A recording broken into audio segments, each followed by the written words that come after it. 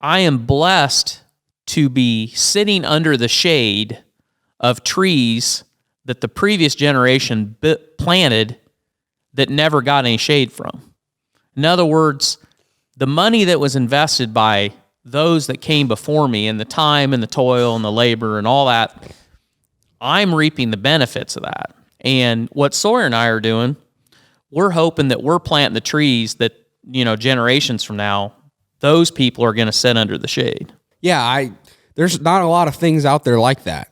There's not a lot of things you can do in this world that are like that, in the fact that it's so legacy oriented, and you're on the same ground and same land as the ancestors before you, and there's something to be said about that. So that's a huge, to me, that's really worth it. That's something that's so unique that you can't really find anywhere else. All of the food we eat and much of the clothing we wear comes from plants and animals that are raised on farms. Farms are different in type, in size, and even in name.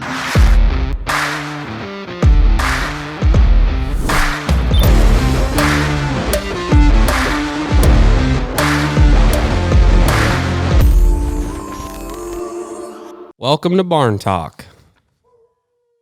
Dog Days of Summer Edition.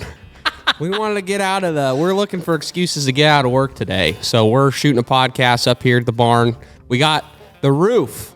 The roof is tinned and insulated, so it's a little bit better in here. It's a little bit cooler, so that's nice. We didn't think that at first. We didn't think that the heat would be.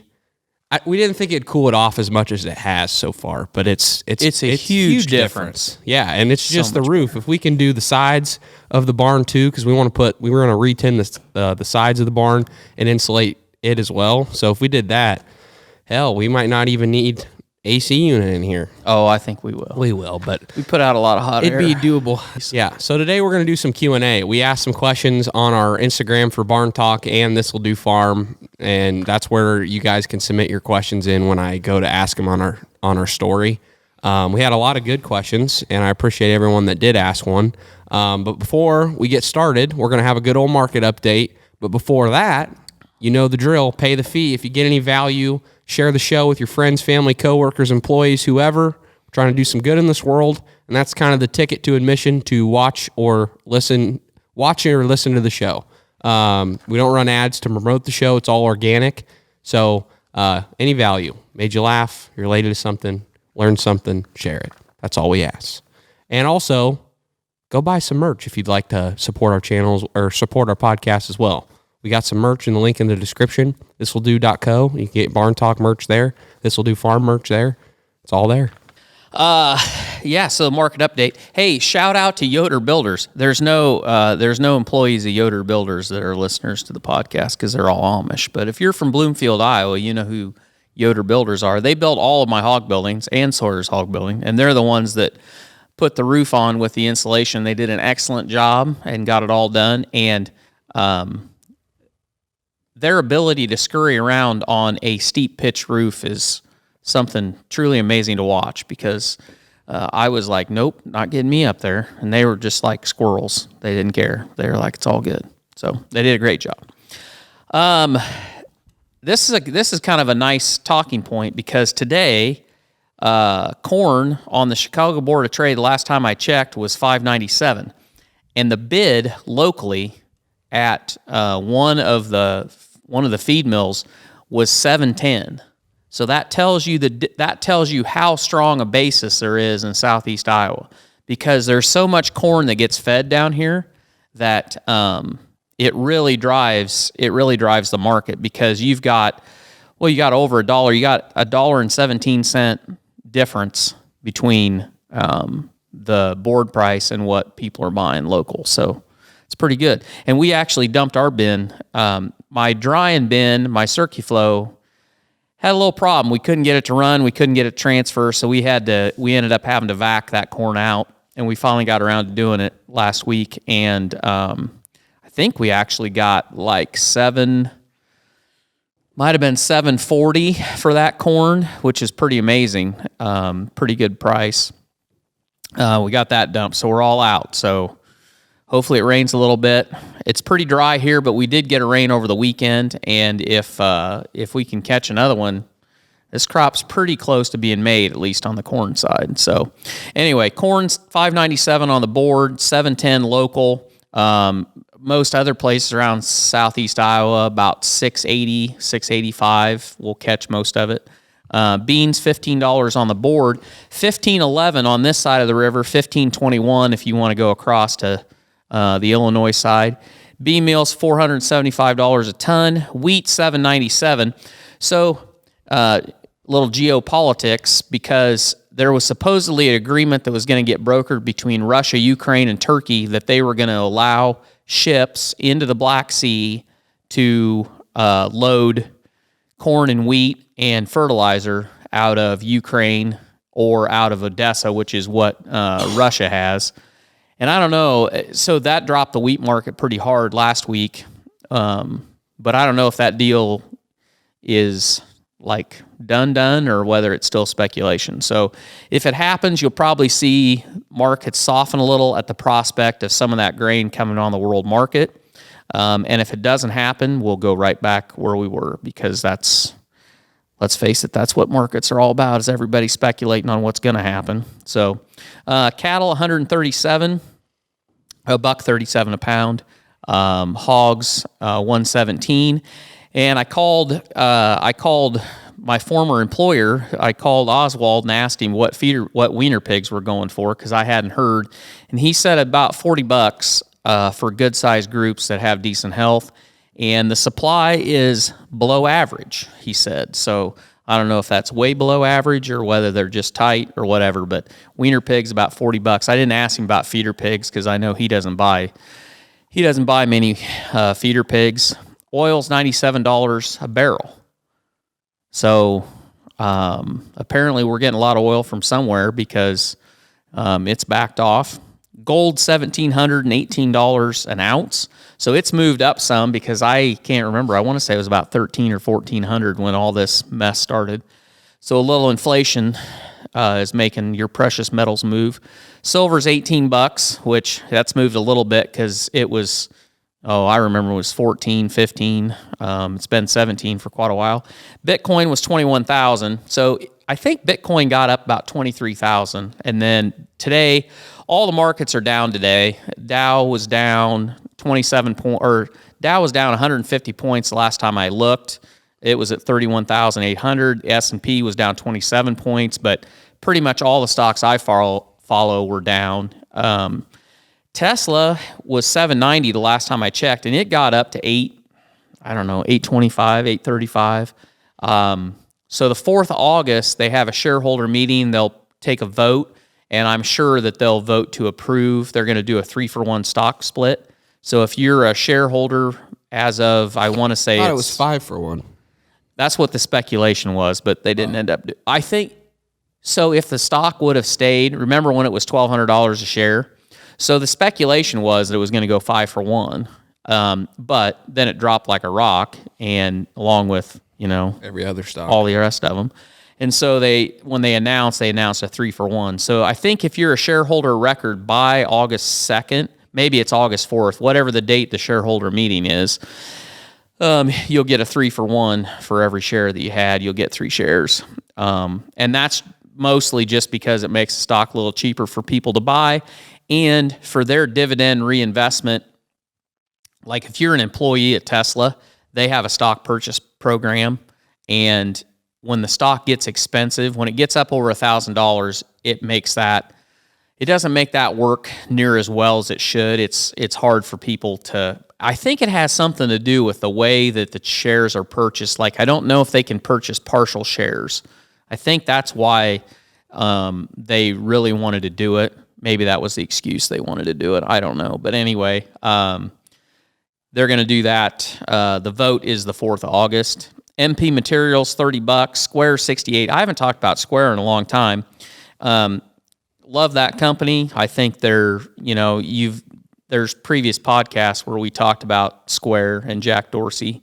But I think that market, that consumer banking space is just so beaten down right now with interest rates that it really hasn't gone anywhere. I think what did it get up to, like $80, somewhere in there.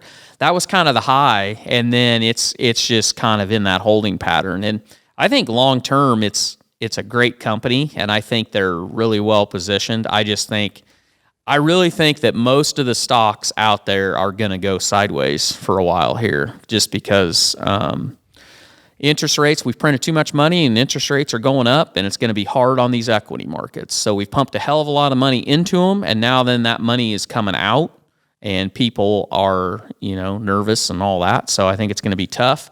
One thing I added is Seaboard. So Seaboard's $3,872. And those of you that don't know what Seaboard is, they are the parent company of the Triumph Group. So the people that we feed pigs for, part of their pigs go to one of the Triumph plants, and Triumph is a 50-50 partnership. But the 50% that is Seaboard, that's part of the Seaboard company, and they're a huge conglomerate, and they're into all kinds of stuff. Shipping worldwide, refrigeration worldwide, power generation worldwide. They're into a lot of crazy stuff, and they're based out of Guyman, Oklahoma, which is kind of weird. Their office used to be in a strip mall in Guyman, Oklahoma, but I think they have a little better digs now than what they had back then. But anyway, I think the high for that stock's about $4,300 a share, and it's kind of been just sitting in a flat trading pattern. But it's interesting because they're actually up today. They're one of the few stocks that are up. So anyway, whatever that's worth. The only other thing I'll say is that interest rates, have moved up, and my gut feeling is that the Fed's going to raise interest again. And I'm not sure, but I think everybody kind of feels that every rise in interest rates is going to hurt this housing market. And it's going to be interesting to watch around the country the different markets that have traditionally been really, really hot. I think they're going to start to cool because you've got people that are buying houses at the upper end of what their ability to buy is. And as that interest moves up, every quarter point makes the house they can afford a little cheaper, or it makes it more expensive to where they can't afford as much house. And I think that's going to hurt the market. So that's my commentary. That was amazing. That was a good one. We haven't had a good market update in a while. So yeah. It was needed. It was definitely needed. Yeah. I've lived through a time where money has always been cheap. Interest has always been cheap. And I've asked older people, I've asked you, I've asked other, I guess you'd say older folks that have been in the game for a while that, man, they remember when interest was like 10%, 12%. Yep. Hell, the highest they've ever seen was 15%. It's like, all us young bucks don't know what that's like, but business is really easy right now. Investing's really easy right now. Wait till it ain't. Wait till the interest is that high. Then it's not as easy. Yeah. So that's when the real game begins. Yeah, because traditionally people that have held a lot of cash, that they have always felt that you want to hold cash because when an opportunity comes, you want to have cash to move on it. They've gotten really hurt because cash has been really been beat up to have cash, because interest has been so cheap that there's just no reason to have cash, and the ability to go borrow money at a little bit of nothing has made that, I'd say, less sexy, I guess. Yeah, and inflation too. Yeah, but when you're in a situation where interest rates are rising and inflation is eating away at people's savings, when it starts to get tough, I think you're going to see cash is going to come back. There's going to be opportunities where if you have money that you can get to easily, there's going to be opportunities that you can take advantage of. And the other side of it is, and I'm in this boat. The gains that we've had in the stock market, I feel like this market is going nowhere fast.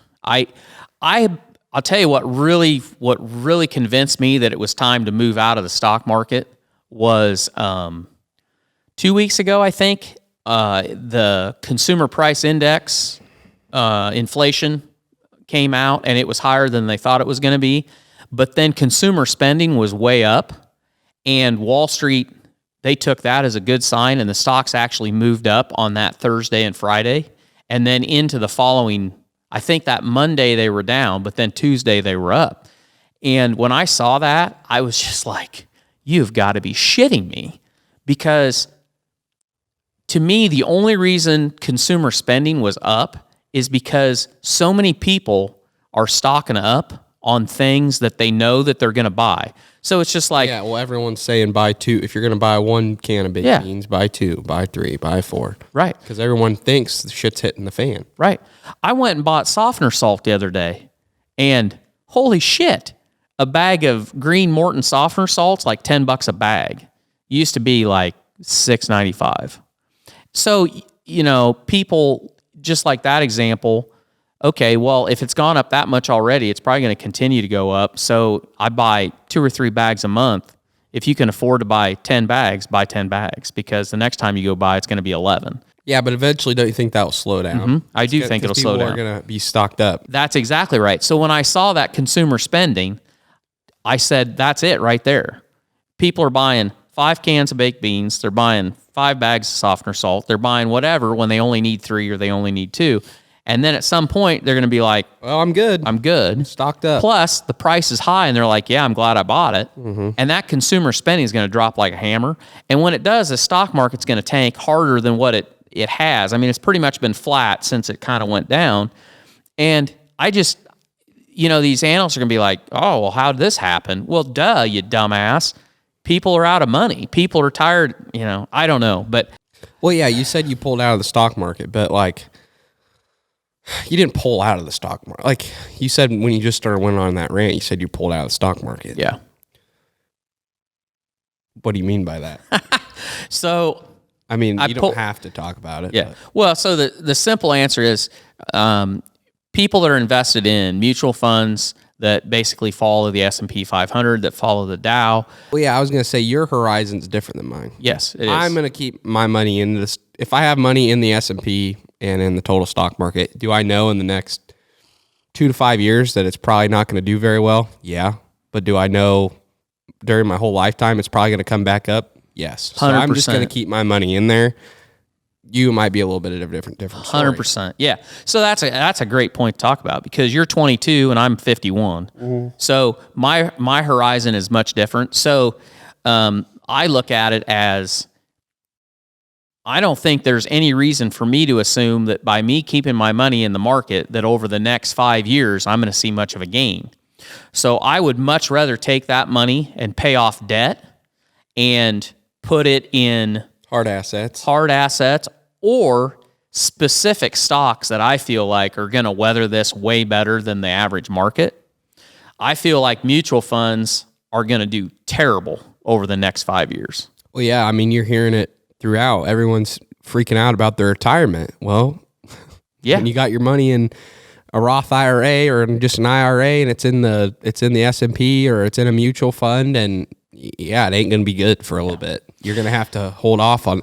It's kind of sad too, because you know we got a local restaurant in our area, and I went in there, and the hostess was like literally an 80-year-old woman.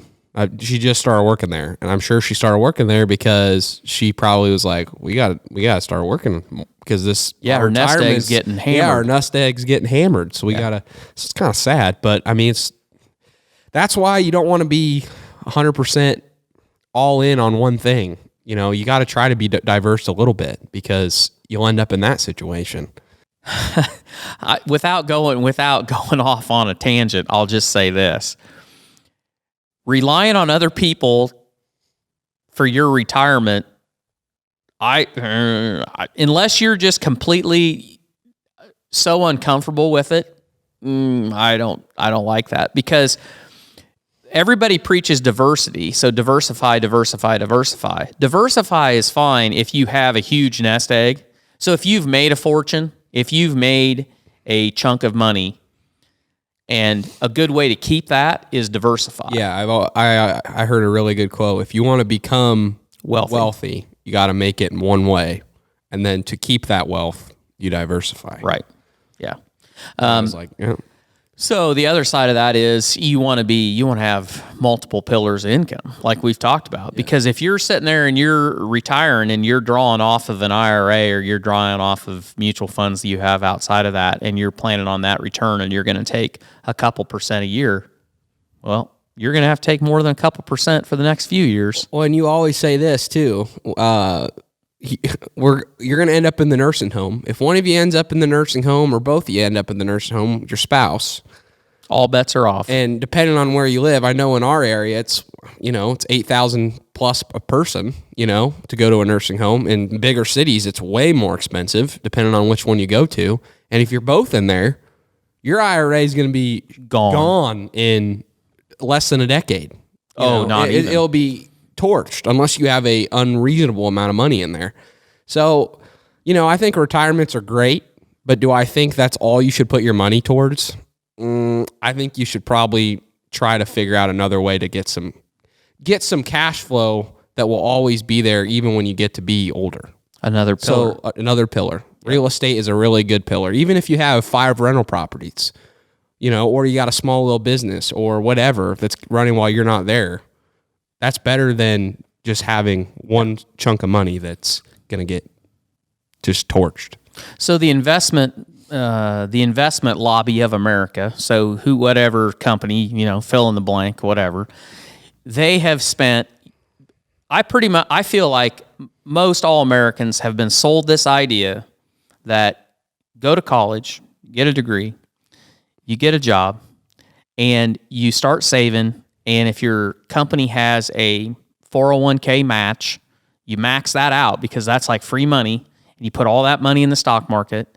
And by the time you retire, you're going to have a couple $1 million. It's not just the stock market. Put it in the S&P, and the total S&P is what everybody uses because 10 to 12% return. And diversify. And you don't have to do shit, and you don't have to take any risk, and, it's diversified, right? The problem with that is that's all fine and dandy unless you or your spouse or both of you go to a retirement home. And you get into a situation like this. Yeah, because market goes down, you're in a retirement home, it's going to double. Your loss is going to double then. Because your cash burn is unbelievable. I know this by experience because my mother is in a retirement home, and I always make the comment, we basically grain farm for free because most of the profit of what we make, grain farming, pays for my mother's care at a retirement home. Yep. And we're blessed, thank the good Lord that we're in a situation where we do what we do and we have the hogs, and I worked off the farm for as long as I did, and that my dad lived as long as he did a healthy life, and he didn't have, if my dad had to go to a home when he was 80 years old and he lived to be 99, we wouldn't be having this conversation because this would all be gone. Right. This would have all been sold down the road to pay the bill of going to that retirement home. So if you're thinking, oh yeah, I'm going to just keep socking away in my 401k and then me and sweetheart, we're going to have it made.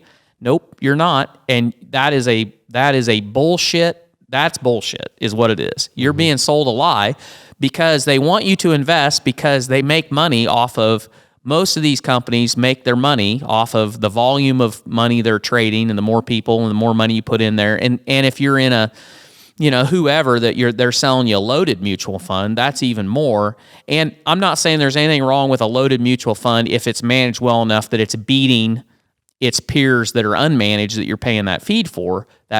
But still, in the grand scheme of things, we kind of we went off on a tirade. But we kind of, I don't know. We said don't diversify. Make your first, your wealth with one thing and then diversify. I would say diversify. Do 2 to 3 things. Have your retirement account if you're doing that, but do 1 or 2 more things to try to have something else. Have another nest egg that isn't just your retirement account. Yeah, exactly. And you might get lucky where you do live a healthy life and you don't go to the retirement home early. And when you get to that age, the stock market might be in a really good place. And if that's you, that's great. But I wouldn't bank on it. Well, the problem, like all we're saying, like right now, there's some people that are headed for retirement that are right at the door of retirement, and they're looking at the next 5 years, and that is a horrible place to be because their nest egg is going to shrink, and their need for money is going to grow because they're hitting retirement. And that is a horrible place to be. And that's where not having another pillar, not doing something other than just throwing money in the S&P is going to bite you in the ass. And that's where we're at. Yeah. So, or just matching what your company gives you. Yeah, and I mean, I'm with the family I got, I'm never going to be able to retire anyway.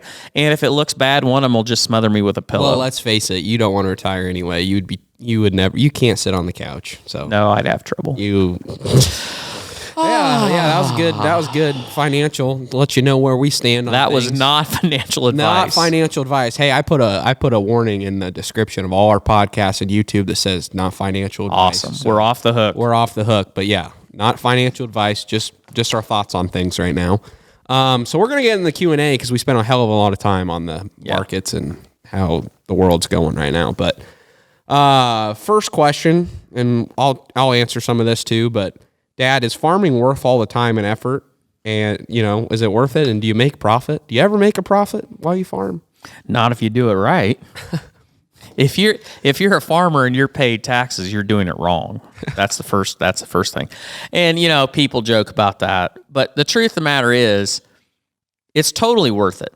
I think it's more worth it now than I've ever felt in my time that I've been doing it. And I've been out of having, air quotes, a real job now for 3 years probably.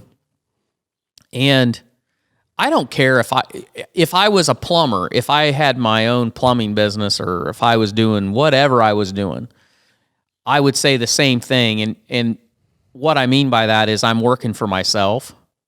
And we say that the worst day that we have working for ourselves is better than any day working for somebody else. And it isn't, you say, well, it's not about the money. Well, it's not about the money as long as you can pay all the bills. And then if you can't pay the bills, it is about the money. But when it's all said and done, everything we make that is a profit. So yes, we make a profit, but we invest all that money back into what we're doing. Mm-hmm. So that money goes to paying off these hog buildings. Paying the ground off. Buying new equipment. Yeah. If we want to buy new equipment. Sorry to cut you off, but if we were at a point where we were satisfied with where we were as a farm, it might be a little bit of a different story. Yeah, we'd probably upgrade equipment every once in a while.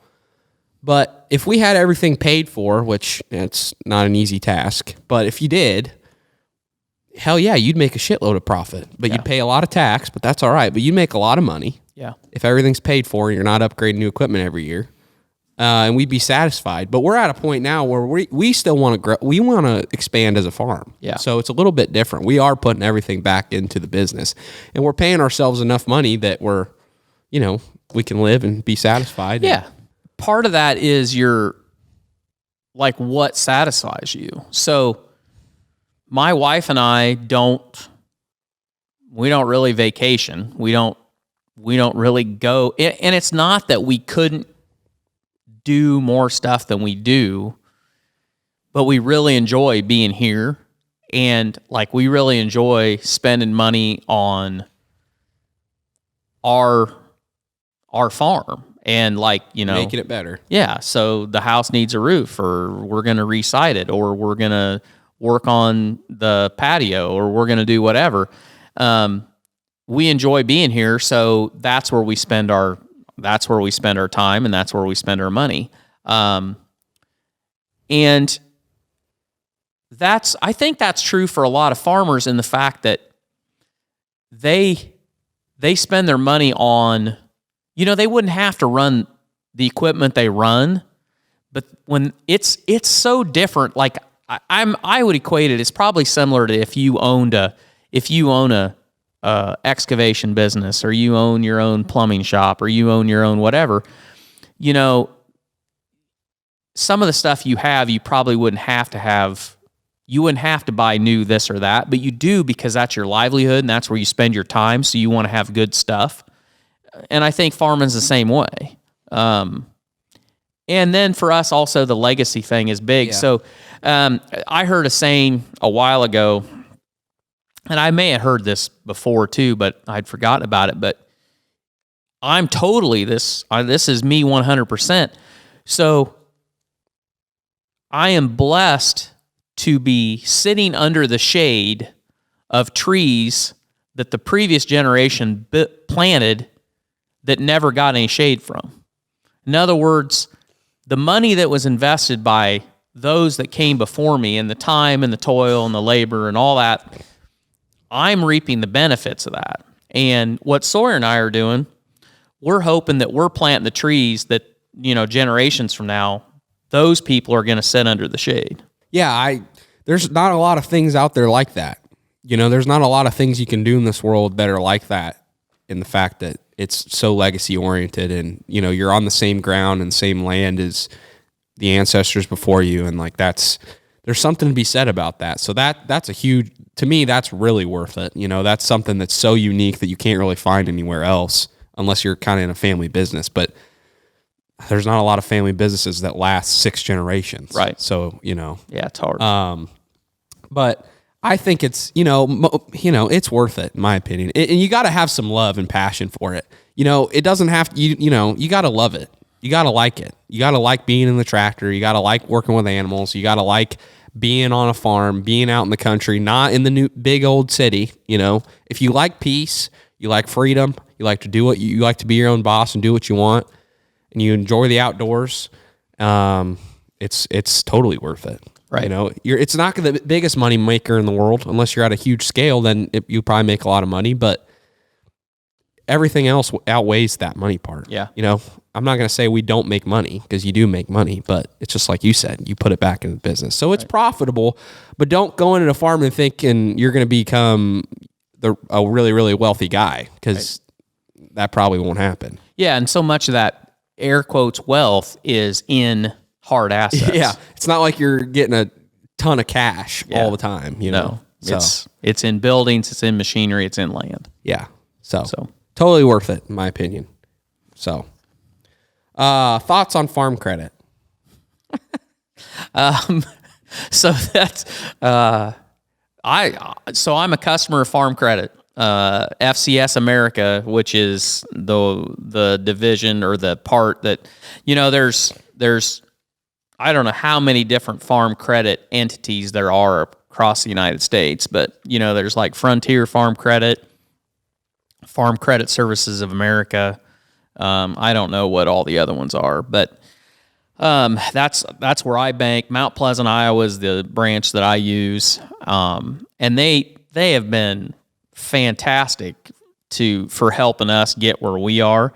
And so I'll give you the upside. The easy upside to the farm credit system is this: you build a hog building, and to make it cash flow, you've got to finance that for 12 years. Okay, Farm Credit will go out and they'll sell the bonds, and they'll give you a term that's locked, that's fixed for 12 years, will not change. You need that money for 15 years. You need that money for 10 years. You need that money for 7 years. Whatever you need it for, they can lock that rate for that period of time.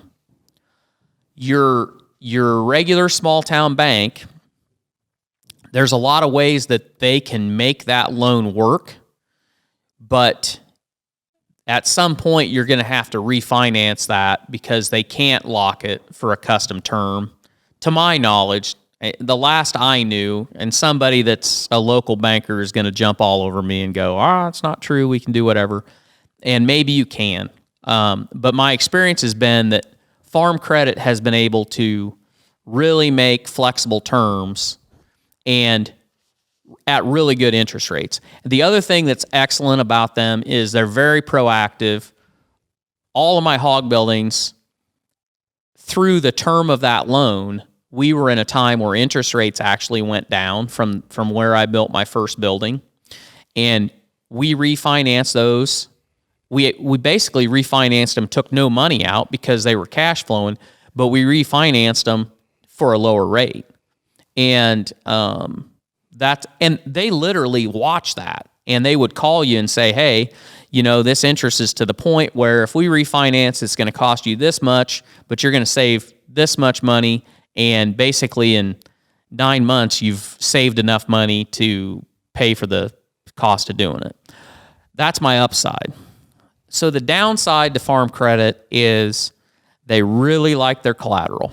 They really, really like their collateral.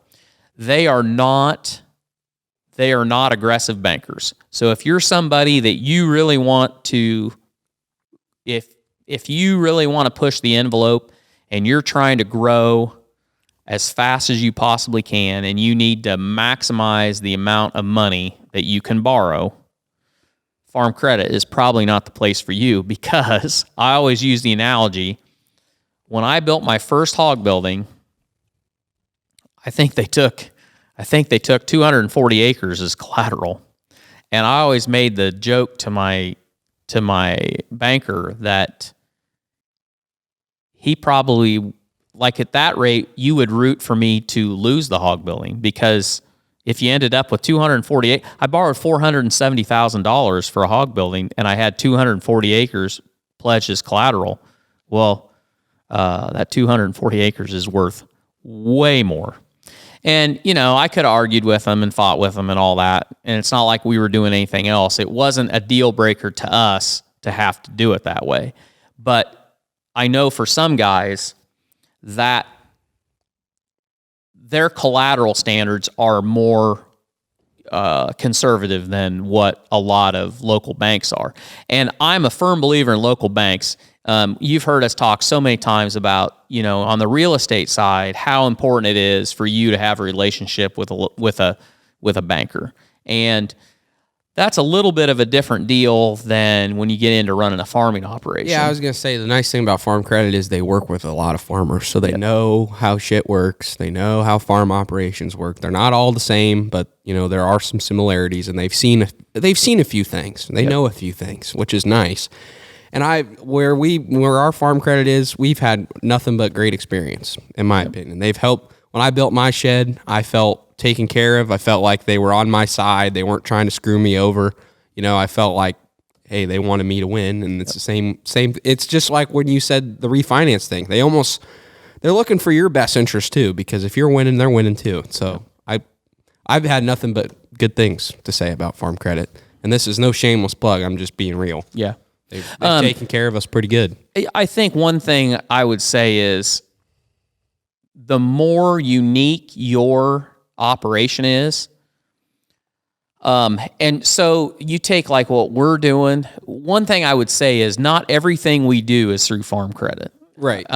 So when you start getting into the real estate and some of the other stuff we're doing, that's kind of that might be a little out of their comfort level, and that's where a local bank is I feel like is probably a lot better to deal with, because they don't, they might not be the best for I would say unique operations. If it's outside of farming, they're not probably going to do a lot with it. Right. Which is... So if you're a really diversified farming operation and you have real estate interests and you have, say you've got some other business that off the farm that you're running, they may not be the best person for that. But for the hog business and for grain farming, they've been excellent to deal with, and I'm real happy with it. Geez, I'm going to be asking you all the questions. You got to ask me some after this one. But what was Torque's reason for going clean shaven? That's funny, because I'm kind of scruffy today because I haven't shaved. So it might be coming back in just out of... So the simple answer is we were getting ready to go somewhere, and so I was in the shower, and if I'm in a hurry, a lot of times I'll just shave in the shower because I don't want to look at myself in the mirror anyway. But so anyway, I was shaving, and I got a little too close on one side, and so then I was like, oh boy. So I was trying to do the other side, and then I was like feeling... And I was like, this isn't right. I think this looks like shit. So I just shaved it all off. And then I did, and it was hot. It was when summer was coming into full strength, and I was like, I kind of like that. It's kind of nice. It's cool. And I like a little shock value, because every time everywhere I went, people were like, you look different. What'd you do? And And a little part of me might be because my beard is pretty much totally gray. My head isn't gray yet, which is kind of weird, but my beard's pretty much all gray. And you don't want to look like an old fuck. Yeah, so everybody gives me shit about being the old man anyway. When you do shave, everyone's like, "Man, you look young." Yeah, I know. So you kind of like that. But my mom doesn't like it. No, mom likes the beard. She likes a little scruff. She likes a beard. So her dad had a beard or a goatee his whole life, and she always. And it's so funny because we did sweet corn this weekend, and her sister showed up, and her sister looked at me and she goes, "Why'd you shave your beard off?" She goes, "That looks weird." And the reason is because their dad always had that, and they can remember when he shaved, they just always thought it looked terrible. So I think it's in them. So it'll probably come back at some point, but I just felt like shaving it off. Well, there you go. There's the reason. So would you rather cash crop or do the hogs? I already know the answer. Cash crop, 100%. If I had money, I would totally run in the tractor, be in the combine, all that, because that's fun, planting everything. That's the most fun thing to do. It's fun. But I would probably say I'm not somebody that wants to be a huge grain farmer. I don't want to farm 5,000 acres. I don't want to farm 4,000 acres. I want to farm enough ground where it's enjoyable and it's not so stressful. Like I'm stressed out of my mind that we got to get everything in, we got to get everything out, and it's just a freaking mess. I don't want to do that. I want it to be enjoyable and viable. You know, have it be sustainable where it's sustainable financially and it's going to be viable for the seventh generation. You know, that's enough ground for the seventh generation, but it's not too much where it's like, oh my God, I'm losing my mind and this is stressful every year and I'm not enjoying it, because I want to enjoy it. Because if you're enjoying the tractor, enjoying all that, and not saying that you don't get burned out, because, you know, day whatever of harvest, you're like, oh man, you know, just get this shit out of here, or plant the same way, you know? So you're going to have those moments, but I just don't want to be running. Because there's guys in our county that, props to them, they go for a long time and they get after it early and they're on for a long time. Yeah. And I bet that's stressful as hell. Yep. So I love grain farming. I love hogs too. But hogs I don't know what you say. It's just not as fun as grain farming, but it is. There's something to be said that I say hog farming. You see the benefit of what that corn crop and soybean crop did, you know, because you feed those animals that crop, and then you take them and ship them off to market. That's the end result. That's where it's going to. That's what the grain's going to, and then that's what feeds the world. That's truly what's feeding the world. So that's the nice part about it, and that's fulfilling. I like the wiener pigs, but, you know, hog farming's taught me a lot. It's really taught me a lot. It's instilled a lot of grit and determination and hard work, and I wouldn't be the man that I am today without the hog business, and it's been in our family for generations. I would do both, 100%, but if I had to hire one thing out and I could do one thing on the farm, it'd be grain farming. I would hire the hog farming done if I had the money to do it, you know. But I'd probably get bored and sometimes want to go in there and do stuff, because I've just been doing it for, I don't know, 4 or 5 years now, just constantly going in there. So I'd probably miss it a little bit. Yeah. It's easy to say, oh, grain farming right now, because all I do is hog farm. But if I just grain farmed, I'd probably get bored and be like, I want to go see the pigs. Yeah. So I think that's the dig on hogs is, and the reason why it's definitely not for everybody, and we say this all the time, because somebody's got to be there every day.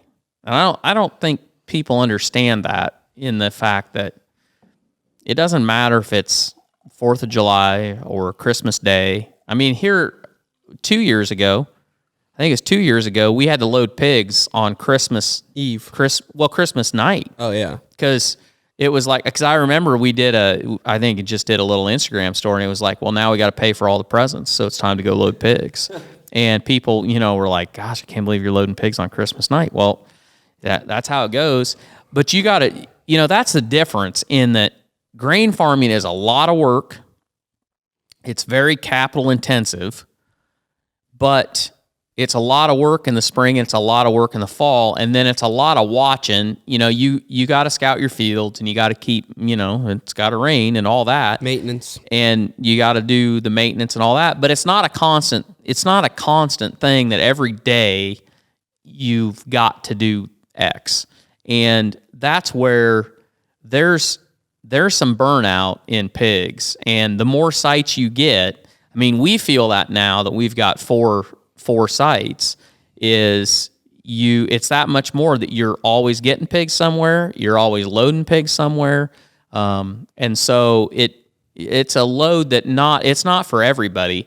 But for me, I grew up with it. I've never had a time where I wasn't involved in the hog business somehow, and so it doesn't feel near as daunting as it would somebody that just put up a shed that had never raised pigs, and then they're in it and they're like, holy shit, this is... Yeah, and I would say that one thing that's special to our hearts for the hog business is we wouldn't be here today without the hog business. We've said that 100 million times on this podcast, but our farm would not be where it is today if you would have never built the hog barns and we would have never started growing pigs, right? Contract growing pigs. There's just no way we could be able to farm. So there's a lot that we owe to the hog business, and there's a lot of pride there, a lot of honor there, and we kind of owe it to the hog business for keeping us alive and viable as a farm. So yeah, grain farming, but I bet money if I just grain farmed, I'd be like, I want to go in the shed a little bit.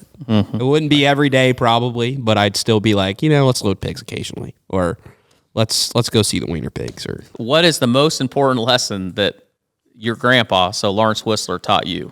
Yeah, so here's one thing that you got to know about my grandpa. My grandpa was an old fart when I was born, and when I got to be, a teenager and stuff, he was really old because he had you at what, 50? 52. 52. So he was around the farming operation, and, that's where I saw him most of the time because he's working, but we never he was just too old to go fishing and that kind of stuff. So I didn't have that, and I totally understand why, because, he was older. So I get that. But I think what he taught me is, and through what you've told me, is it's never too late to kind of start fresh if you have to, because he came back to the farm so late after going into the war, going through law school, becoming a lawyer, and then saying, screw it, I'm not gonna be a lawyer, and I'm just gonna start over and come back to the farm. Mm-hmm. And I think that's more prevalent today than ever before, is you can start fresh whenever you need to, because there's just so much more opportunity now than what he had. But even back then, he decided, fuck law school, fuck being a lawyer, I'm gonna come home and farm. And he took that bet and risk, and he made it a successful family, and he made a successful farm, and he had a good life. So that's the biggest lesson he taught me. And also I think about this all the time. I mean, he fought in World War II and was a P-51 pilot. There's just shit it's insane to think about that he put his life on the line, and he really didn't. He fought a fighter pilot and risked his life and just went with the flow every day or every time he was flying in the air, and he didn't know if he was going to make it, but he just kept fighting and just kept going through it. So I don't know, just fighting and never quitting and just keep going. It's kind of the lesson he taught me. Yeah. And don't be afraid to start over. Don't be afraid to start over. Yeah. You probably got a lot more lessons than I do. I probably have too. I've been taught too many lessons. I think though the biggest thing that I hold on to is just that idea. I've always kind of had in the back of my head that he did more with he did a lot through his whole life. I mean, obviously, but as far as the farm goes, pretty much everything that he built, he did from the time he was 40 years old. And when I think about, I was born in 71, and we built our first confinement hog buildings in 72. He built a finisher. And then in 74 and 75, or 75 and 76, he built our farrowing house, nursery, finisher, all that. And then when I was in junior high, he bought the farm that we'd been renting, which we call the Meek Place, which is where our 2-barn site is, and where Sawyer's barn is in the northwest corner of that. But he did all of that, over the age of 40, and a lot of it over the age of 50. And I remember, loading pigs and doing a lot of stuff when he was in his 80s. And I never thought of him as being an old man until he was like literally an old man. Like when he was in his 90s, he was an old man. But he just never, so much of it's mindset, because in his mind, he didn't act like he was an old man, and he didn't run his life like he was an old man. He was always thinking about what he wanted to do. I mean, there was a lot of things I think that he wanted to do that he never got done, but there was a hell of a lot he wanted to do that he accomplished a lot later in life than what most people would be willing to start. Mm-hmm. And I've always felt like, so when I came home, when I came home full time, I'm 52 now. Well, I'm basically where he was when I was born. And this is where he started building it. Like, this is where he started doing most of what he's doing. So I feel like I can accomplish a lot. And the beautiful thing about it is a lot of this is coming together with my family, with my boys, and with my wife, that we're going to get a lot done. We're going to accomplish a lot in the next, couple decades, whatever. And I feel like that doesn't stress me out at all. Like, some people would be they would be cautious about starting something at the point that I'm at. And I'm like, it's no big deal to me. And I think that's because of that upbringing. Yeah, I think that's a really good lesson. I think now you have a better chance to live longer anyway. Yeah. And I think what kept him probably alive for so long is that he did act like he was young, and he never thought that he was an old man. He was passionate about what he did. And so he was always thinking young. He was always like thinking like a young man, like he was in his 30s or 40s or 50s. And I bet that's a big reason as to why he lived to be 99 years old. If I had $1 for every time we had a conversation, he would read the local paper, and he would look at the obituary, and somebody had passed away, and he would say the same thing to me every time. He would say, "Well, did you see that so-and-so passed away?" And I'm like, "Yeah." And he's like, "Boy," he goes, "that really surprised me. He wasn't such an old man." And I would say to him, I go, "Well, he's 20 years younger than you were." And that mindset was just like, it's just crazy. And, like we'd go to the doctor for a doctor's checkup, and they would give you the list of all the stuff that you're supposed to fill out about your mental health and what medication you're on and when the last time you saw a doctor and what surgeries you'd had and all this stuff. And, to my dad's, a blessing to him was he never really had anything. He was healthy pretty much his whole life. But it was so funny, when he was in his 90s and we would go to the doctor, and he would fill out that health questionnaire, and I would take it up and give it to the desk. The nurse would, a lot of times, whoever was working the desk, they would call for me to come up there, and they would go, did you check this out? And I'm like, "Yeah." So, I don't know if your dad, is this all right? Because they couldn't believe that somebody his age wasn't on like 43 different medicines and it had all this stuff. And I'm like, "No, that's how it is, And they were like, "Boy, that's amazing." And I don't know whether that's heredity or whether that's just mindset or whatever it is. But like Sawyer said, he always just had a youthful mindset, in that he never spend a lot of time thinking about the past. He spent a lot of time thinking about the future.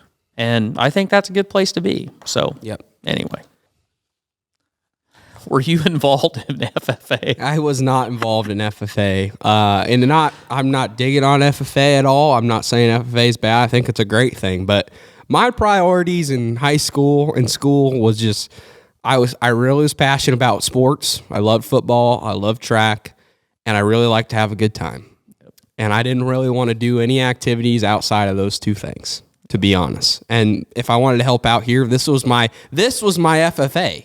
Yeah. My dad farmed, my grandpa farmed. I had lived on a farm. If I wanted some farming education, why not just go through these guys? Yeah. That was kind of my thought process.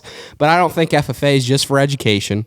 And I probably could have learned a lot of stuff through FFA, but I was just, that just wasn't a priority to me. And I think I could have made probably a lot of good connections through FFA. But that just didn't interest me when I was at that point in my life. I just wasn't interested in it, and I was focused on other things, and I just never did it. But I think it's a great organization. I think we need more young people to get into ag, so I think it's great. Yeah, and I'll tell you my FFA story. So my friends, when I grew up, there were a lot more farm families out in the countryside, and pretty much all the guys that I hung out with through school, minus a few, were all farm kids, and just about all of them were in FFA except for me. And I remember when the Jackson Township FFA, recruiters or whatever, when you're in school, or your friend is like, hey, we're having an FFA meeting, you should be in FFA. And I told my parents I wanted to join FFA, and I'll never forget my dad. He's like, well, what, you want a pet pig? And I said, well, I don't know. I think it'd be fun to do. He's like, if you need a project, he goes, we got thousands of them over there. You can adopt any of those you want and just take care of them. And you don't need to go to any FFA meetings. He was not an FFA. But, that was just his, I think that falls into his, one thing I've said this before, I always felt like my dad ran on the premise that time was his most valuable asset. I always felt like he was running behind, like he felt like he was running out of time and he had to go. And as a result, we worked a lot. And we didn't vacation, and it sucked. I'll tell you, as a kid, it sucked. And part of the reason that he and I probably fought like we did when I was a teenager is because of shit like that. And one of those things was, he wasn't going to be that dad that carted your butt to FFA, and he wasn't going to spend a week at the fair, with your pen of three and all that. He just wasn't going to do it. And my brothers never did it, neither did I. But I will tell you, Fair Week just got over last week at our local county fair, and I worked the gate, the entrance gate, one of the gates there one day, and I'm a member of the Washington County Corn Growers, and they do an excellent job out there educating people. And FFA is a great organization because so many kids today get exposed to agriculture through FFA that would otherwise not at all. Because when I was a kid, there were still an awful lot of farm families out there. There was a lot of people that farmed 160 acres or farmed 240 acres or, whatever. And so many people had pigs and had cows and had this. You don't have that today. And we are so short on people in the ag industry that we need every person we can. We need every kid we can that takes an interest in agriculture, and FFA is a big part of that. So I'm a huge supporter of it. I think it's great. I just didn't have that opportunity, and I think if I was the youngest, so if I sat down and threw a big enough tantrum, they probably would have let me do it, but it just didn't happen. And with Sawyer, we didn't push them to do it. And probably because we didn't have the experience of doing it, neither my wife nor I. But I think it's a great organization. So I was going to ask you. Oh yeah. I was going to ask you this question. Oh, go for it. What is a good advice on buying your daily driving vehicle, Mr. Tahoe? Yeah. You've bought a lot of vehicles, so you have a lot more experience in this department than I do. I think it's kind of luck of the draw because, well, first of all, I'll say this. So at my age, I'll drive anything. I don't care what it looks like. You know, I feel like Sawyer would not drive the Tahoe. Sawyer would not. He's kind of getting to the point where he probably would, but you know, when you're young, you want something that looks nice.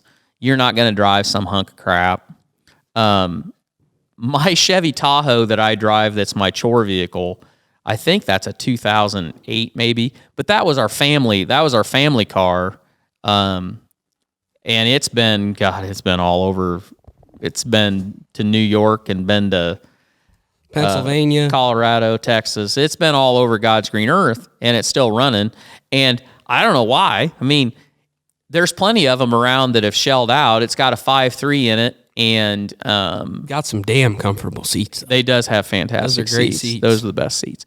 Get the oil changed regularly, and learn how to do your own basic maintenance. And if you buy a vehicle and it's been halfway decent taken care of, and you change the oil and you change the air filter and you keep track of it, and get the transmission flushed once in a while and take the differential cover off and make sure it's got gear oil in it. It doesn't look like somebody mining for gold once in a while. You do that, and there's a lot of vehicles out there that will last. Yeah, I'd say you can learn pretty much anything on YouTube nowadays, and it goes the same for trucks, cars, anything. Yep. Your daily driver, you can learn how to change and do anything out there.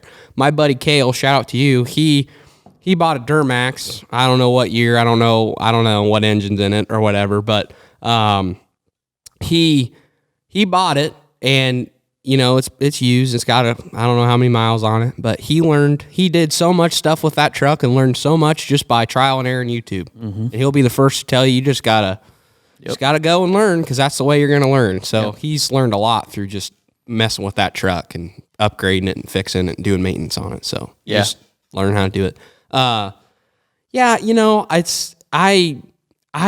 It's like Dad said. When I was in high school, I probably really wanted to drive something that was nice. But I'm at the stage now where I don't really care, because I drive mostly around here to go to the hog barns. And if I go into town, it's for something pretty quick and I get out.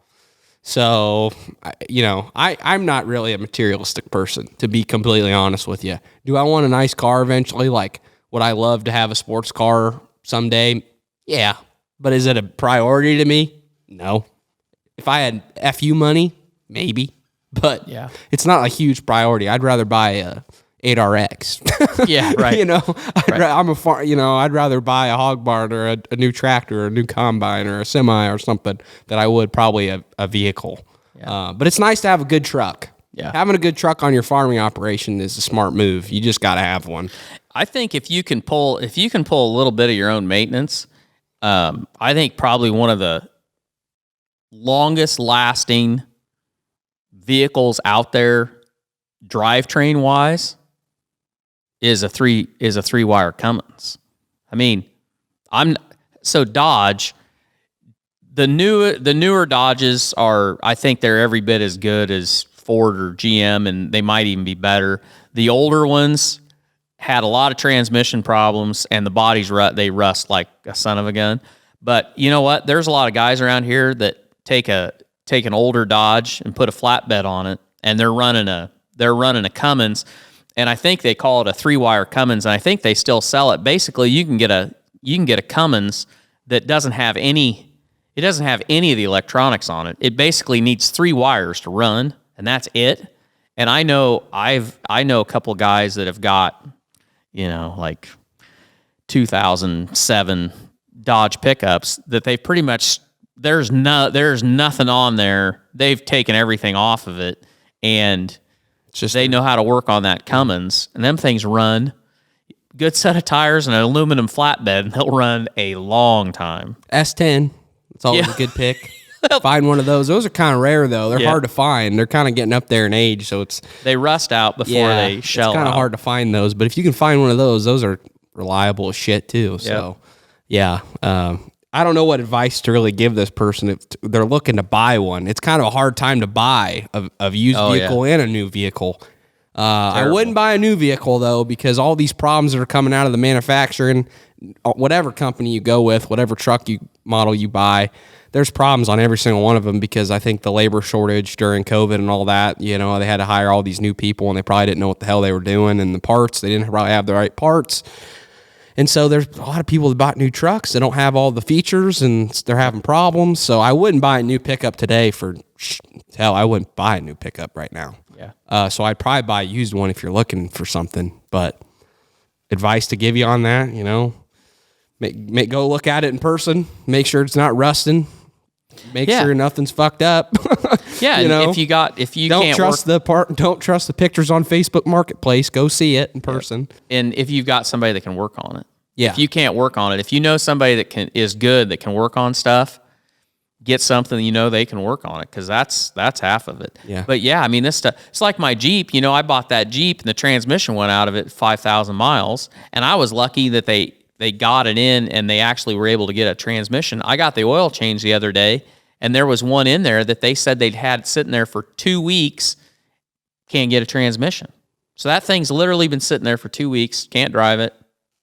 And I just got a recall. The brain box in my Jeep, I got to take it in and get it reprogrammed, because it could go tits up at any time. So this new stuff is nothing special. So yeah, I'd wait a few years. I'm going to wait a long time before I ever buy a new pickup, just because we gotta get this shit figured out. What's going on at these plants. It's not good.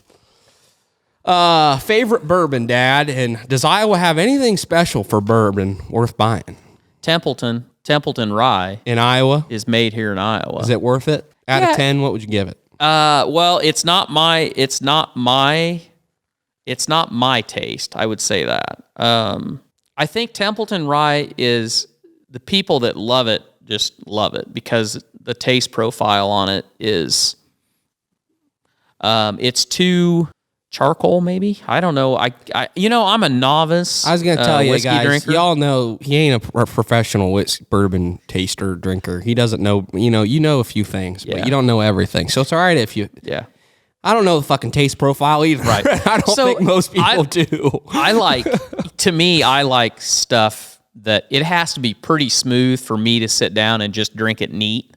And that's something I've only just recently gotten into in the last year. Is I've always mixed. I grew up on Southern Comfort in the glove box of a few cars that me and my friends have. So that's a pretty low hanging fruit. And I can't drink Southern Comfort to this day. The smell of it will almost make me puke. So, but I've mixed a lot of Crown and Coke. And then, during COVID, I kind of got into whiskey.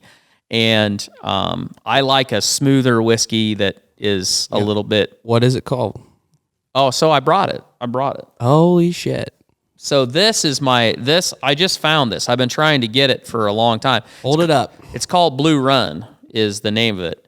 And this one's actually, this is their high rye version. And they've got a couple different ones. And it's not the easiest thing to find, especially here in Iowa, but I finally got a bottle. It's excellent. It's very smooth. I like Whistle Pig, like 10-year Whistle Pig. That's really good. As far as mixer go, so like if I'm going to mix an old fashioned, like Maker's Mark, I'll make an old fashioned with Maker's Mark. I like Yellowstone. I like that pretty well.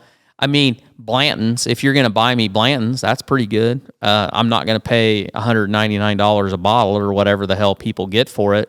I've had Weller. Weller's really good, but there again, it's like, there's whiskey out there that is, you're going to open a bottle a few times a year. And then there's stuff that, you're going to have on a Friday night when you're out with people and you don't want a mixer and you're just going to drink it over ice or whatever. But like that Blue Run, you're probably not going to drink that every Friday because that was kind of it was a more expensive bottle, but it's really good stuff. There's a lot of stuff I want to try that I haven't. I've never had E.H. Taylor. There's a lot of I've only had one variety of like Weller. I've got a few bottles. I've collected a few bottles, and if we, as we get the barn done, we're going to put a little bit of a bar in here, mostly whiskey. But yeah, probably my daily. If I'm gonna buy whiskey bourbon to make like an old fashioned or a Manhattan, it's probably going to be Maker's Mark or Woodford. Woodford's good. If I'm going to sit down and sip on it, I'm going to sip on something like Blue Run or I'll tell you a good one, Redbreast, which is a Irish potted whiskey. That's like 12 year. That's really good. I really like that. So those are a few. I like Maker's Mark. I like Blue Run. I tried that, and that is pretty smooth just to drink straight. Yeah. And you like bourbon better than me, but that's pretty damn good. Yeah, that's what I'd say. Maker's Mark's kind of my go-to for old fashions. That's what I use. So I think whiskey is kind of there's so many things that happen as you get older, and I'm not going to over romanticize this, but I'll say that, 35-year-old Torque wouldn't sit down. I just wouldn't sit down in a comfortable chair and have a conversation with somebody and take like 20 minutes to drink a glass of bourbon. I would drink like 4 Crown and Cokes because I just drink it like I drink pop, which is probably not a good thing. So, I mean, it's all about where you're at. It's all about where you are. Well, you've kind of influenced me a little bit because I don't like the Crown Cokes or the vodka Sprites really anymore either, because it's that freaking pop just gives you the worst hangover. Oh, I know. And so you kind of ruined me, because when I sit down with you and just have bourbon, yeah, it ain't the easiest to drink, but you don't have to go up and get 4 of them. You just get one and you're good. Just get one and just sit and sip on it and have a good conversation. Yeah. And that's what we like. I love the experience of being around people that I enjoy talking to about real things, not, the shallow conversations that we all have. How are you doing? Oh, real good, real good. How are you doing? Oh, good, good, good. Blah, blah, blah, blah. I like talking about stuff of deep substance. Shit. And whiskey kind of goes along with that because, you drink it slow. You're not in a hurry. It's something you do when you're not in a hurry, where you have time to dedicate time to the conversation or to the experience you're in. So now, granted, there's plenty of people that drink whiskey that are complete alcoholics that just drink it to drink it because they, it's their weapon of choice. Yeah. And if that's your deal, that's fine too. But I come at it as I like finding different kinds, and I like the way it tastes and the differences between them, and I like the stories behind them. I'd love to I'll tell you what, the bottle that I want more than anything else, if I'm collecting, I want a bottle of Brulade Black Art. They don't make it anymore. Brulade's a distillery over in Ireland, I think, or Scotland, maybe. I don't know. But anyway, they made a run. It's in a black bottle. It's called Black Art. They made it for a few years. I'd really like to try a bottle of that. So anyway. Okay. Well, let's do one fun one. Okay. How many tools have we dropped in the pit, you think? You got way more on your stat sheet than I do, but I've dropped a few. If I had to guess, and it's not always tools, it's nipples, it's nuts, it's bolts, it's a screw, whatever. Those are more common than like a whole ass wrench. But I'm sure I've done that. I can't remember what I've dropped in there. I'd say I've probably dropped like 3 or 4 tools in the pit, but I haven't been doing it as long as you have. So I've dropped an entire aluminum sorting pan. Yeah. Gate rod. Gate rods. Gate rods are pretty easy. If you don't have a good grip of them, you can drop one of those pretty damn easy. My dad taught me at a young age to always bring your tools in a bucket and make sure that if you're not using said tool, that it's back in the bucket, and make sure the bucket is secure, like in a feeder or sitting somewhere where it's not going to get knocked over. So that helps a lot. But I know for a fact that in, like, especially our old hog buildings, there's a lot of 7/16, half-inch, 9/16 wrenches. I don't think too many hammers got dropped in the pit. Pliers, vice grips. Vice grips. Yep. Don't want to drop those. Yeah, I know you don't want to drop One of them. the most helpful tools. Yeah. Stuff like that. A lot of that kind of stuff. I don't know. I don't think since in the time that so doing service, I'll tell you, when I was doing service, the worst thing that I did, not so much dropping tools, but leaving tools. I seriously have been to farmers' places to work on a heater, and when I opened the heater up, my wire pliers were in the heater from when I was there 2 years before to work on that heater. Because I would leave shit. I would get, I'd get done. Like, God. I would have to replace like a high limit switch. No, like a sail switch. So a sail switch in a heater is on one side of the heater. The gas valve, the high limit switch, all of that is on the other side of the heater. And when you're troubleshooting one, I don't know how many times that, Switch sides. Yeah, you'd switch sides, and then you'd get it running, and then you just shut everything up, and off you went. And I'm not shitting you. It's more than one place I've gone back, and, the guy's like, yeah, this heater's not working. Open it up. Yeah, there's my wire pliers when I was there 2 years ago or whatever. And I've been in like controllers. I used to have a bag. Hired Hand would ship with every control these little black, short little screwdrivers, and they were made because they had a spring-loaded wire holder that you stuck the screwdriver in the slot, and it would loosen the clip, and you could pull the wire out.